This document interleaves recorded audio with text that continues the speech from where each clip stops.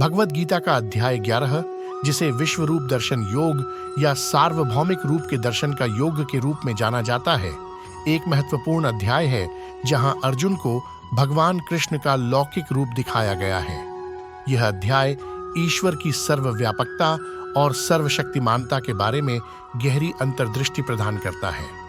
अर्जुन का आभार और अनुरोध।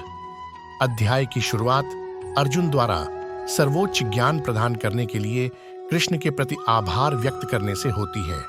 प्रबुद्ध होकर वह कृष्ण से अपना सार्वभौमिक रूप दिखाने का अनुरोध करता है। कृष्ण की सहमति। कृष्ण अर्जुन के अनुरोध से सहमत हैं, लेकिन समझाते हैं कि उनके सार्वभौमिक रूप को नश्वर आंखों से नहीं देखा जा सकता है। वह अर्जुन को अपने ब्रह्मांडीय रूप को देखने के लिए दिव्य दृष्टि प्रदान करते हैं। कृष्ण का सार्वभौमिक रूप। कृष्ण अपने सार्वभौमिक रूप को प्रकट करते हैं जो अनंत और कालातीत है। इसमें ब्रह्मांड में मौजूद हर चीज शामिल है, सभी प्राणी, देवता, ऋषि, समय, स्थान, वास्तविकता और भ्रम। यह असंख्य चेहरों, भुजाओं और आंखों के साथ साथ असंख्य दिव्य आभूषणों और हथियारों का एक दृश्य है। उनका रूप हजारों सूर्यों की रोशनी से चमकने वाला दीप्तिमान है। प्रेक्षकों की प्रतिक्रिया। भयभीत और आश्चर्यचकित अर्जुन इस रूप को देखता है।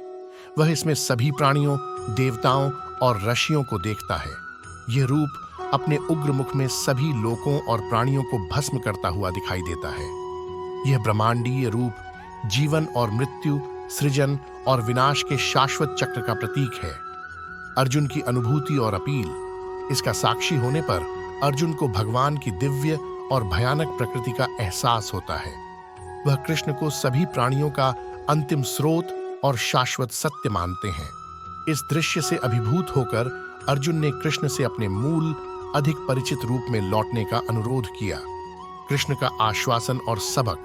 कृष्ण ने अर्जुन को आश्वस्त करते हुए समझाया कि उनका सार्वभौमिक रूप ब्रह्मांड के दिव्य नियम, सृजन, पालन और विनाश के चक्र का प्रतिनिधित्व करता है।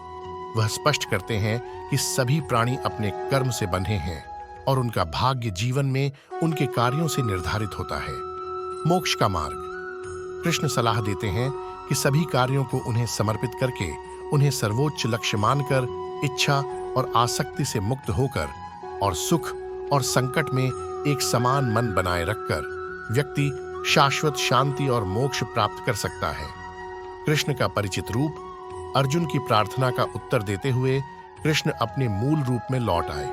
वह समझाते हैं कि उनके सार्वभौमिक स्वरूप को केवल अटूट भक्ति के माध्यम से ही देखा जा सकता है, न कि केवल ज्ञान, दान, अनुष्ठान या गंभीर तपस्या से। उदाहरण सहित स्पष्ट करने के लिए एक अनंत महासागर के रूप में कृष्ण के सार्वभौमिक रूप की कल्पना करें, जहां सभी नदियां सभी प्राणियों का प्रतिनिधित्व करती हैं, मिलती हैं। यह महासागर वह स्रोत, ईश्वर है जहां से सभी नदियां निकलती हैं और वह गंतव्य है जहां वे सभी मिलती हैं। सभी प्राणियों को भस्म करने वाले सार्वभौमिक रूप का भयानक दृश्य एक प्रचंड जंगल की आग के समान है जो अपने रास्ते में आने वाली हर चीज को भस्म कर देती है। यह जीवन और मृत्यु के अपरिहार्य चक्र का प्रतीक है जिससे सभी प्राणी गुजरते हैं। संक्षेप में भगवद गीता का अध्याय 11 भगवान की अनंत सर्वव्यापी प्रकृति की गहन समझ प्रदान करता है। यह ईश्वर को सर्वोच्च सत्य और सभी प्राणियों के अंतिम स्रोत और गंतव्य के रूप में पहचानने के महत्व को रेखांकित करता है।